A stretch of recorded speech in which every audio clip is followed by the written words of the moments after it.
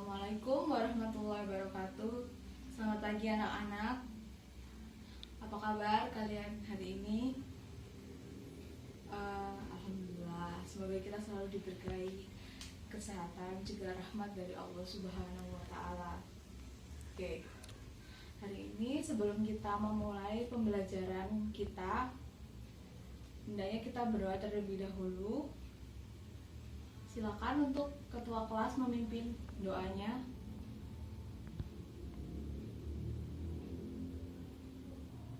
Alhamdulillah, semoga ilmu yang hari ini kita akan pelajari bisa mendapatkan berkah dan bisa bermanfaat untuk kita semua.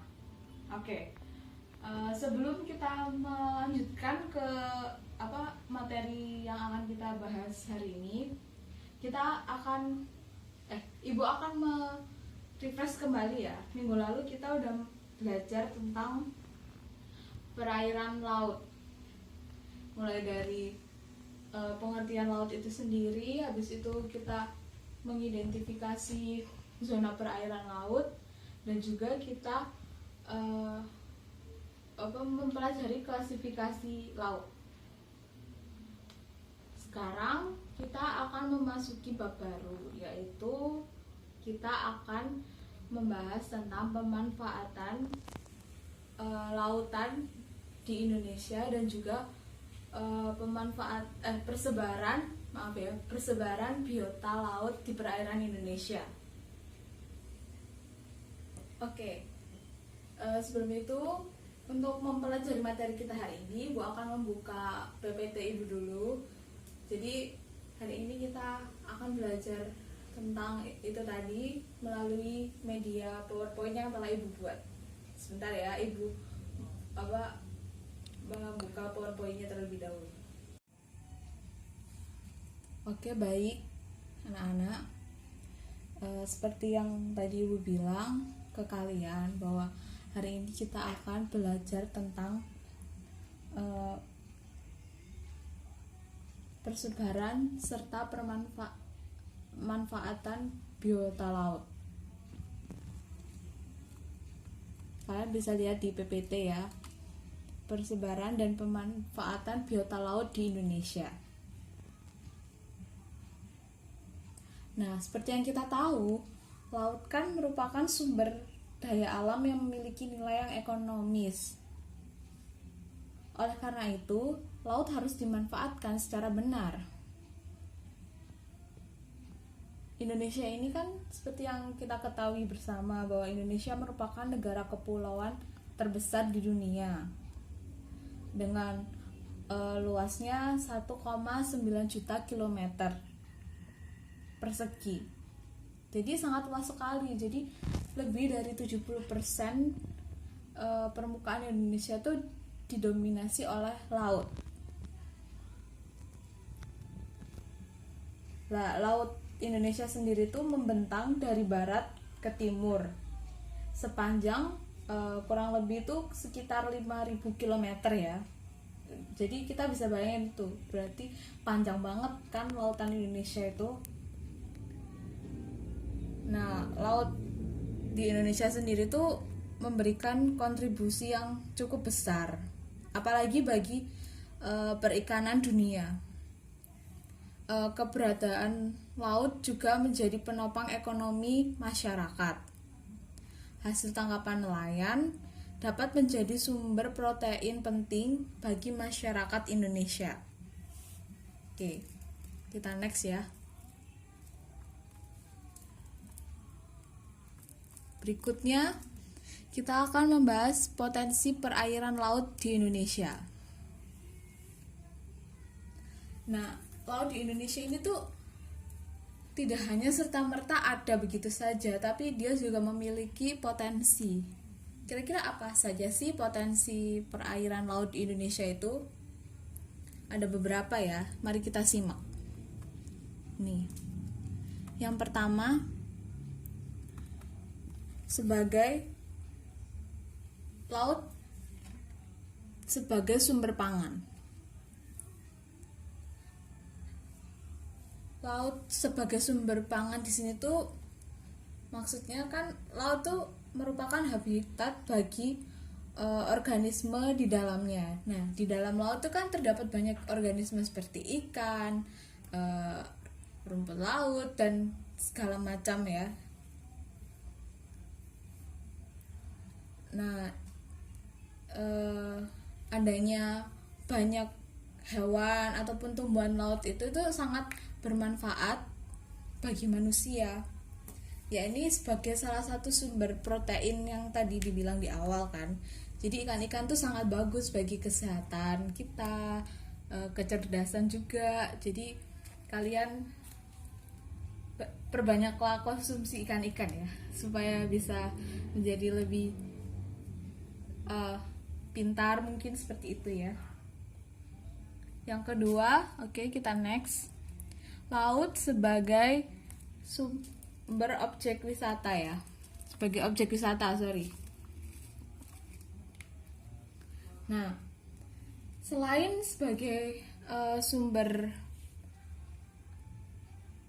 pangan, laut juga bisa dijadikan sebagai objek wisata. Contohnya, Pulau Bali. Pulau Bali itu sangat banyak sekali laut-laut ya. Jadi kan pantai-pantai juga banyak di situ. Jadi banyak sekali turis-turis, mulai dari turis lokal maupun turis dunia tuh suka berlibur ke Bali, pergi ke Bali untuk melihat keindahan lautnya di sana. Dan memang ya tidak hanya di Bali aja sih, ada juga di Lombok, ada juga di Papua, dan bagian Indonesia lainnya juga masih banyak yang belum terekspos mungkin ya. Next, nomor 3, yakni laut sebagai media transportasi. Karena Indonesia ini kan sebagian besar wilayahnya merupakan lautan. Jadi mau nggak mau pasti kan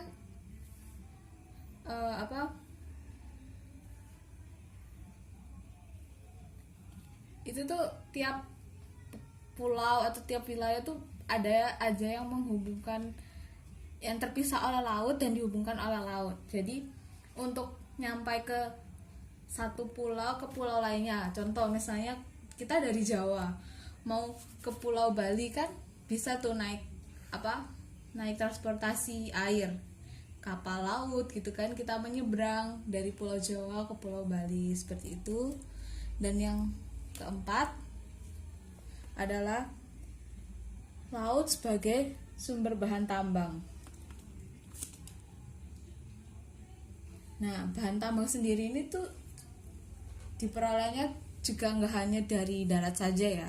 Ternyata di laut pun juga bisa memperoleh bahan tambang. Contohnya kan minyak bumi. Minyak bumi itu kan diambilnya dari laut, dan minyak bumi itu berasal dari fosil-fosil yang ada di laut itu kan, yang udah lama terpendam di situ dan sudah berjuta-juta tahun lamanya. Jadi kan itu bisa diambil dijadikan minyak bumi seperti itu. Next, kita akan membahas tentang persebaran biota laut di perairan Indonesia. Nih. Nah, biota laut itu sendiri itu kan terdiri dari berbagai macam ya, ada banyak. Di antaranya yang mau kita bahas berikut ini ya. Yang pertama ada perikanan.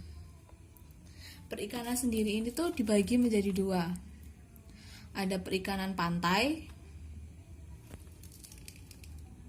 Nah, perikanan pantai ini biasanya tuh terdapat di kawasan laut yang dangkal ya, dengan jarak tempuh kurang dari 60 mil dari pantai biasanya. Jenis penangkapan ikan ini tuh biasanya dilakukan oleh para nelayan. Jadi para nelayan tuh tergolongnya biasanya tuh menangkap perikanan pantai. Nelayan yang dimaksud di sini tuh yang menggunakan perahu dayung itu atau kapal motor tempel, karena kan peralatan yang digunakan nelayan tersebut sangat terbatas, terus hasil tangkapannya pun jadinya kurang memuaskan. Biasanya jenis ikan yang sering ditangkap oleh nelayan ini tuh seperti ikan kembung, ikan teri, ikan lemuru, dan masih banyak ikan-ikan lainnya. Yang kedua tuh ada perikanan laut dalam. Nah, ini dia gambarnya. Seperti yang dilihat di gambar tuh ya. Kalau perikanan laut dalam ini tuh merupakan jenis penangkapan ikan di laut lepas atau di samudra ya. Biasanya tuh dilakukan oleh nelayan yang peralatannya tuh udah lebih canggih, lebih modern. Jadi mereka tuh bisa pergi ke samudra untuk menangkap ikan-ikan tersebut. Jadi hasilnya pun lebih memuaskan daripada nelayan yang menangkap ikan di sekitaran pantai itu tadi.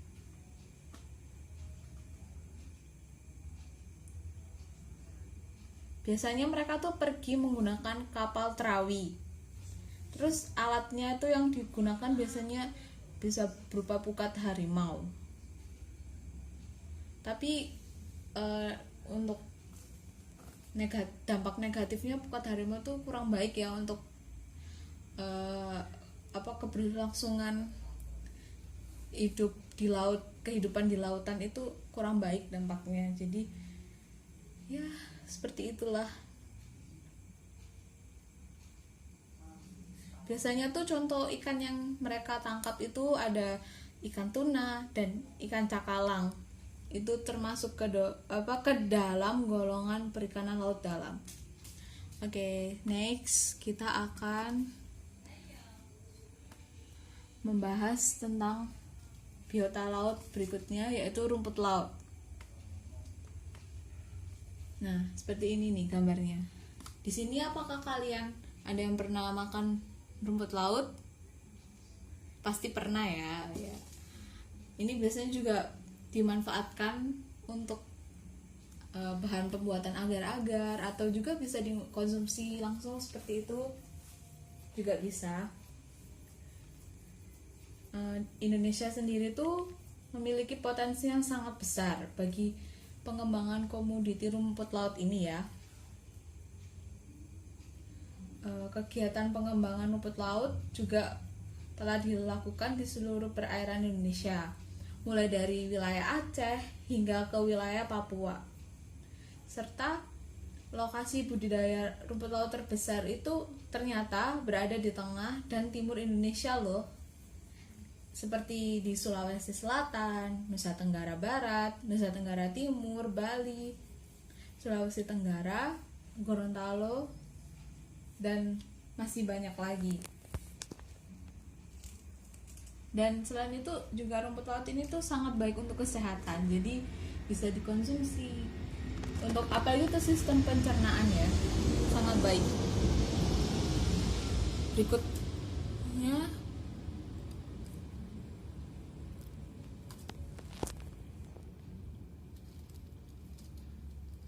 ya, ini biota laut hutan mangrove. Oh, sorry terumbu karang, maaf ya, keliru ya. Seperti yang kita ketahui ya, di perairan laut Indonesia sendiri tuh sangat banyak sekali potensi terumbu karangnya, dan terumbu karangnya pun juga indah-indah, sangat bagus lah. Masih apalagi kalau lautnya tuh masih belum terjangkau oleh manusia ya, pasti masih sangat terumbu karangnya itu masih sangat terjaga, masih sangat indah seperti itu.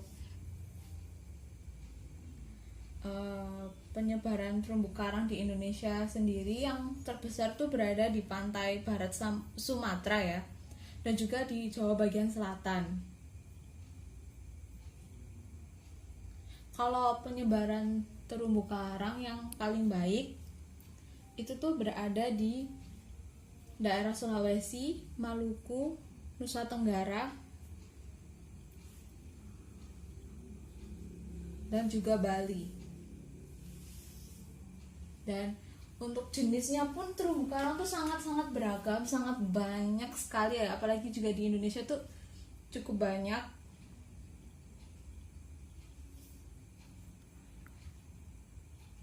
Selain itu ternyata walaupun begitu ya, terumbu karang itu memiliki manfaat. Jadi bukan hanya sekedar keindahannya saja. Manfaat terumbu karang tuh ada 2.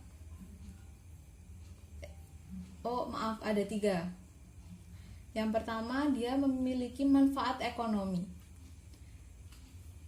Maksudnya manfaat ekonomi di sini tuh terumbu karang tuh sebagai sumber makanan, obat-obatan, dan juga objek wisata bahari.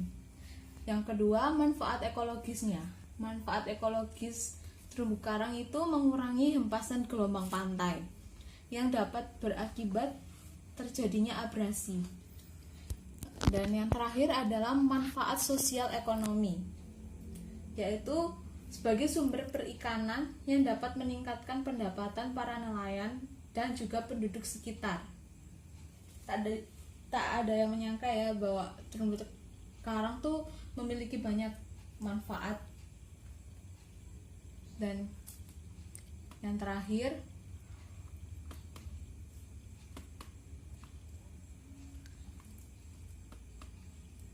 ada biota hutan mangrove.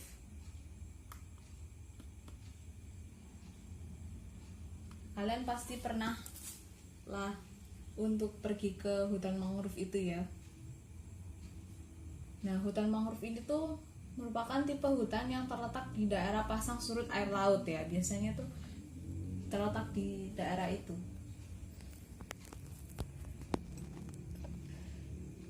Hutan mangrove terbesar itu berada di pesisir barat Pulau Sumatera, dan juga beberapa juga ada yang terletak di pantai utara Pulau Jawa. Hutan mangrove ini tuh juga memiliki manfaat.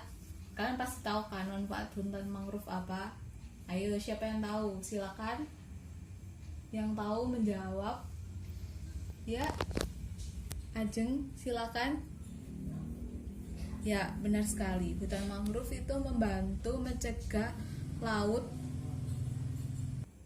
dari abrasi ya.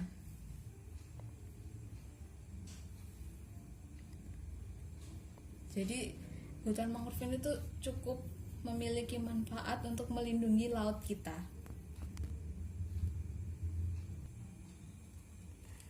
Oke, sekian dulu penjelasan dari Ibu. Namun sekarang Ibu mau bertanya, apakah kalian sudah benar-benar memahami materi yang Ibu sampaikan tadi? Jika kalian belum memahami atau masih ada yang ingin ditanyakan, silakan ditanyakan sekarang. Ayo, nggak apa-apa, jangan malu-malu. Tanyakan saja apa yang mau ditanyakan. Yuk, yang mau tanya silakan. Oke, anak-anak silakan. Ayo yang mau bertanya. Bagaimana ini? Apakah ada yang ingin ditanyakan? Apakah kalian semua sudah paham materi yang Ibu jelaskan tadi? Kok diem-diem aja ini ya? Ayo silakan. Kalau belum paham ditanyakan aja, biar nanti kedepannya kalian bisa seperti itu ya.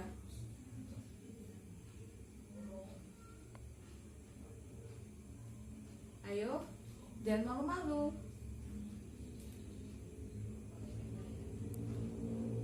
Kok diem semua? Udah paham semua nih? Alhamdulillah kalau memang sudah paham semua. Pokoknya Ibu minta kalian nanti pelajari lagi di rumah, cari referensi literatur dari internet juga bisa, atau buku-buku lainnya. Kalian pelajari lagi, jangan hanya terbatas dari materi yang Ibu kasih. Untuk menambah wawasan nanti PowerPoint yang tadi akan Ibu bagikan ke kalian supaya bisa dijadikan untuk bahan belajar ya. Oke, jika begitu kita sudahi pembelajaran kita kali ini. Namun sebelum kita menyudahi, Ibu akan menyampaikan beberapa hal.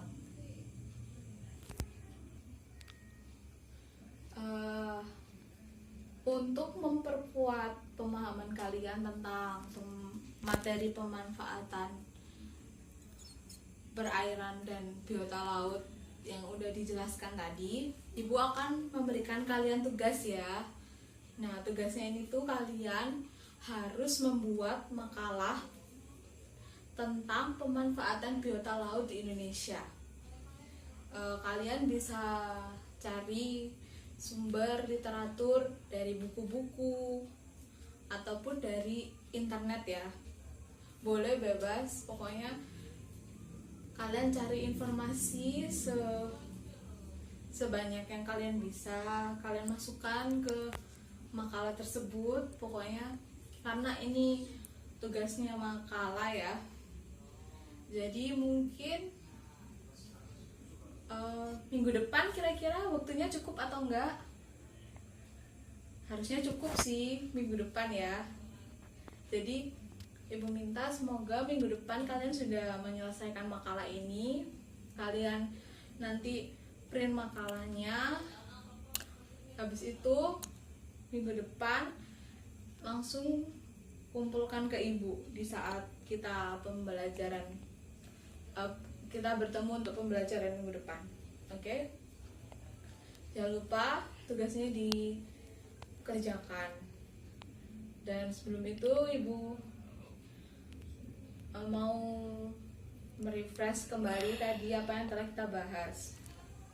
Kita telah membahas tentang pemanfaatan potensi laut yang ada di Indonesia ya. Itu tadi udah kita bahas. Jadi ada yang sebagai sumber bahan pangan, terus objek wisata, sumber transportasi juga, terus apalagi tadi? Ya benar sekali Galang. Terus kita juga persebaran biota laut kita udah pelajari tadi. Ada hutan mangrove, rumput laut, perikanan, dan ada terumbu karang juga kan. Nah itu kalian coba lebih dipahami lagi supaya kalian bisa betul-betul paham dengan materi kali ini. Oke? Terima kasih juga tadi untuk yang udah berpartisipasi dan atas perhatian kalian dalam pembelajaran kali ini. Tetap semangat, terus tetap rajin belajar, tetap patuhi protokol kesehatan, dan jangan lupa bahagia ya. Tetap tersenyum, pokoknya semangat selalu untuk belajarnya. Kita akhiri, namun sebelum kita mengakhiri kita berdoa terlebih dahulu. Silakan ketua kelasnya pimpin doa.